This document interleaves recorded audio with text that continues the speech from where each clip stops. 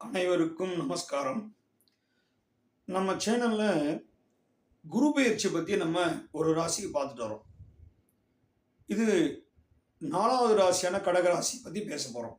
ஏற்கனவே 3 ராசிக்கு நம்ம பார்த்துட்டோம்.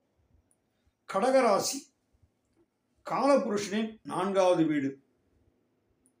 கடக ராசியின் அதிபதி சந்திர பகவான். இவரை நம்ம மாத்ருகாரகன், அதாவது அம்மா சம்பந்தப்பட்டது பூராவே சந்திர பகவான் தான். அப்பா எப்படி சூரியனா பாவிக்கிறோமோ அந்த மாதிரி சந்திரனா அம்மாவா பாவிக்கிறோம். கடகராசிக்கு ஒரு தனி சிறப்பு. அதாவது சந்திர பகவான் போய் எந்த ராசியில உட்கார்ந்துருக்காரோ, இப்ப 12 ராசி இருக்கு இல்லையா, ராசி மண்டலம் நம்ம பார்த்துருவோம் ஜாதகத்துல, கட்டம் சொல்லுவோம் இல்லையா, அதுல சந்திர பகவான் போய் எங்க உட்கார்ந்துருக்காரோ அதுதான் ராசி. அப்ப ராசியை நிர்ணயம் பண்றதே சந்திர பகவானை வச்சுதான். ராசி என்பது உடல், லக்னம் என்பது உயிர். இது ஏற்கனவே நான் உங்களுக்கு சொல்லிட்டேன். லக்னம்னா சூரியன், ராசினா சந்திரன். இந்த கடகராசி பார்த்தீங்கன்னா புனர்பூச நட்சத்திரத்தில் வருகின்ற 4வது பாதம், பூச நட்சத்திரத்தில் வருகின்ற 4 பாதங்கள், ஆயில்யம் நட்சத்திரத்தில் வருகின்ற 4 பாதங்கள், ஆக மொத்தம் இந்த 9 பாதங்களை உள்ளடக்கியதுதான் இந்த கடகராசி. கடகராசிக்கு ஒரு சிறப்பு, மிக மிக சிறப்பு என்னன்னா, நம்ம என்ன சொல்லுவோம் எல்லாருமே, வாழ்க்கையை நடத்துறதுக்கு பணம் தேவை இல்லையா, அந்த பணத்தை கொடுக்கிறது குரு பகவான். அவர் பேரே தனகாரகன் சொல்லியிருக்கேன்.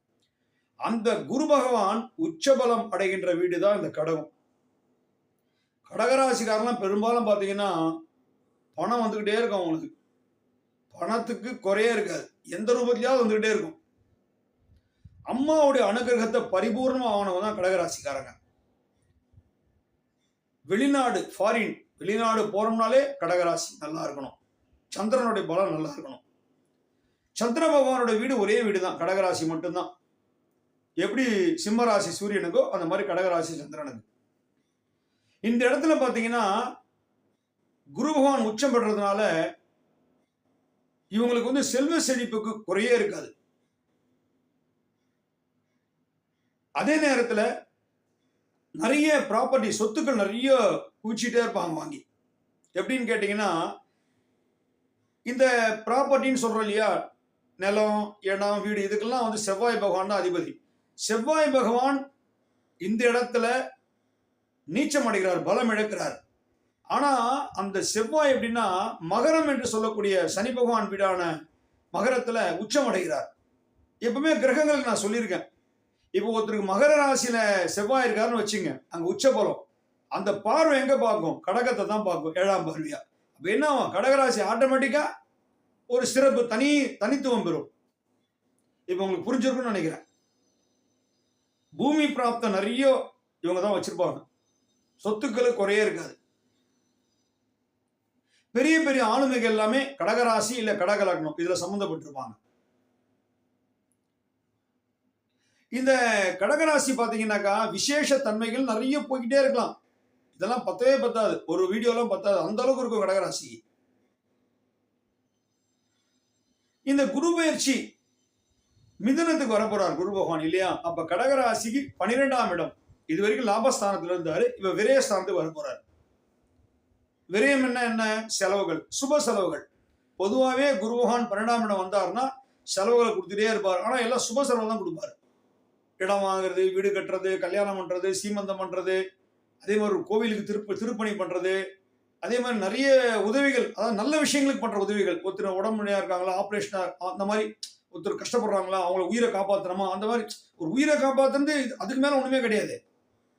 சுப செலவுகள் நிறைய இருந்தாலும் உயிரை காப்பாற்றுறது அதோட பெரிய விஷயம். எப்படி நம்ம தானத்தில் சிறந்தது அன்னதானம் சொல்றோமோ, அந்த மாதிரி ஒரு உயிரை காப்பாற்றுறது it is not a joke, பெரிய பெரிய ஒரு இது. அந்த மாதிரி விஷயங்களுக்கு உதவிகள் பண்றது, இது மாதிரி சொல்லிக்கிட்டே போலாம். அப்படிப்பட்ட ஒரு அருமையான இடத்துக்கு தான் இப்போ குரு பகவான் வர்றார் 12க்கு.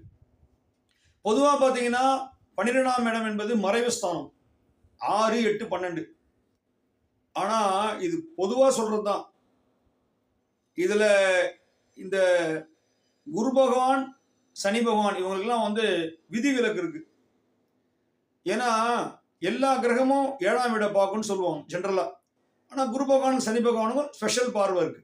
அது உங்களுக்கு ஏற்கனவே சொல்லியிருக்கேன். குரு 5, 7, 9 பார்ப்பாரு, சனி 3, 7, 10 பார்ப்பாரு.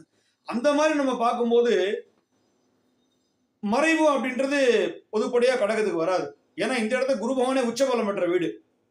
12ஆம் இடம் மிதுனத்துக்கு வந்தாலுமே கடகத்துக்கு சிறப்பு தான்.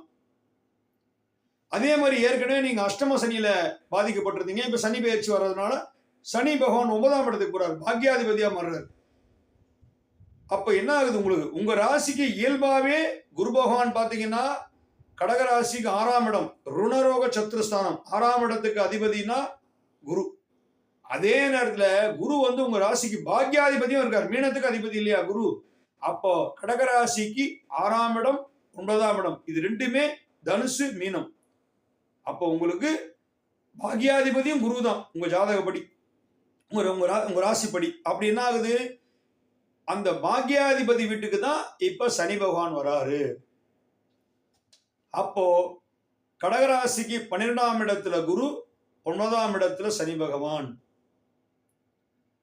ராகு கேது பேச்சு வரும்போது கேது பகவான் கண்ணியிலிருந்து சிம்மத்துக்கு வர போறாரு, ராகு பகவான் மீனத்திலிருந்து கும்பத்துக்கு வர போறாரு. அப்ப என்ன ஆகும்?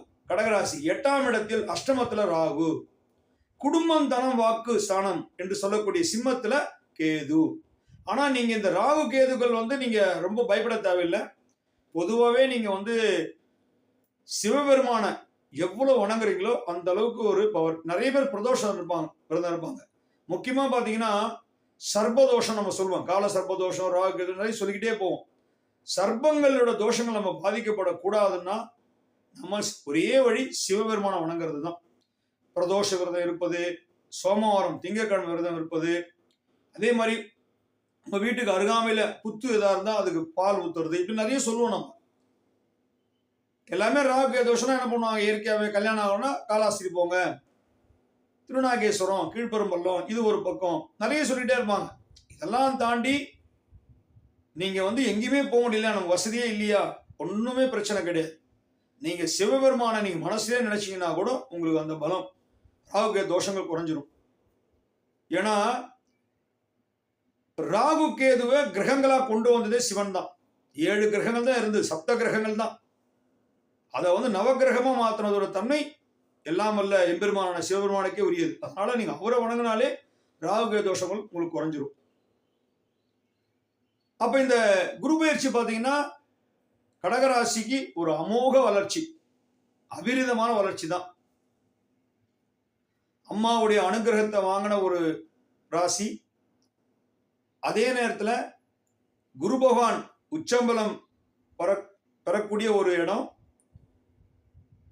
உங்க ராசிக்கு இப்ப பாத்தீங்கன்னாக்கா ஏற்கனவே நான் சொன்ன மாதிரி நீங்க நிறைய கிரகங்கள் ஃபார் எக்ஸாம்பிள் எடுத்தீங்கன்னா இப்ப சூரிய பகவான் மாசம் மாசம் மாறுறாரு, சந்திர பகவான் 2.25 நாளைக்கு ஒரு தடவை மாறுறாரு. இப்படி நம்ம சொல்லிக்கிட்டே இருப்போம். சுக்கிரன், செவ்வாய் இவங்க கொஞ்சம் கொஞ்சம் நாள்ல மாறிடுவாங்க.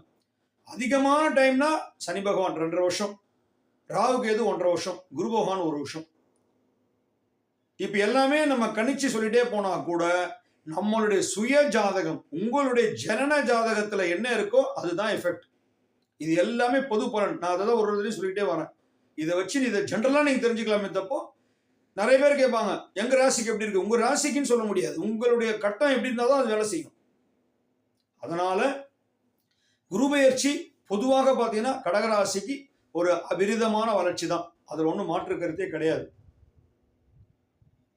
அதே நேரத்தில் வெளிநாடு போறவங்க எல்லாம் நல்லா ட்ரை பண்ணலாம். ஃபாரின்ல போய் படிக்கிறவங்க ஸ்டூடெண்ட்ஸ்லாம் இப்போ நிறைய எக்ஸாம் எழுதிட்டு இருப்பாங்க, +2 எக்ஸாம்லாம். அப்ராட் போனோம்னா நல்லா தாராளமாக போகலாம். கடகராசிக்காரலாம் ஆட்டோமேட்டிக்காக போயிடலாம். வெளிநாடு போய் படிக்கிறது, வெளிநாட்டில் இருந்து தொழில் பண்றது, அங்கிருந்து உத்தியோகம் பண்றது, அதே மாதிரி கல்யாண அமைப்புகள். இப்போ சில பேர் வெளிநாட்டில் இருப்பாங்க, கல்யாணம் இந்தியாவில் பண்ணிட்டு அந்த பொண்ணு திருப்பி அப்ராடு கூட்டு போயிடுவாங்க. இல்லை அப்ராட்லேயே சில பேர் பொண்ணு பார்த்து கல்யாணம் பண்ணிப்பாங்க. நிறைய நம்ம பார்க்குறோம். எல்லாமே எதுவாக இருந்தாலும் சரி, 12 ராசியிலே வெளிநாடு சம்பந்தப்பட்ட ஒரு ராசி அப்படின்னா அது கடகராசி. சந்திர பகவான் ஆட்சி புரிகின்ற கடகராசி. சந்திர பகவானுடைய க்ஷேத்திரம் வந்து உங்களுக்கு தெரியும், திங்களூர், திருப்பதி ரெண்டுமே சொல்லலாம். கும்பகோணம் பக்கத்துல திங்களூர், திருப்பதி. ஜாதகத்துல சந்திரதசை 10 வருஷம் நடக்கும். வெண்முத்து அவருடைய ஸ்டோனு, நெல்லு அரிசி அவருடைய தானியம், வெள்ளை கலர் வஸ்திரம். அவருக்கு 2 மனைவி, கிருத்திகா தேவி, ரோகிணி தேவி. அதனால சந்திர தசை நடக்கிறவங்கலாம் சிவனை நல்லா வழிபடுங்க. சந்திராஷ்டமம் பொதுவா என்ன சொல்லுவாங்க, சந்திராஷ்டமத்துல வெளியே போக நிறைய பிரச்சனைகள். ஆனா கடகராசி போட்டு எக்ஸெப்ஷன். கடகராசிக்கு சந்திராஷ்டமம் பெரிய பாதிப்பு ஏற்படுத்தாது. கடகராசிக்கு சரி, ரிஷபராசிக்கு சரி. ரிஷபராசி உச்சபலம் இருந்தாலும் கடகம் ரிஷபம் ரெண்டுமே நம்ம கணக்கில் எடுத்துப்போம். உச்சபலம்ன்றது ஆட்சி பலத்துக்கு மேல.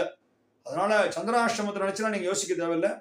மனோகாரகன், சந்திர பகவான் மனோகாரகன், நம்ம மைண்டை மாத்திக்கிட்டே இருப்பார். அதனாலதான் சொல்லுவோம் சந்திராஷ்டமத்தில் வெளியில போக வேண்டாம், ஏதோ தப்பான விஷயங்கள் நடந்துற போது, ஏதாவது சூரிட்டி சைன் பண்றது, அதே மாதிரி ஒரு சொத்து விற்கிறது வாங்குறது, யார்கிட்ட போய் பேசுறது, இதெல்லாம் நம்ம சந்திராஷ்டமத்தில் பண்ணா பிரச்சனை வந்துடும். எல்லாருமே சந்திராஷ்டிரம் ஃபாலோ பண்றாங்க.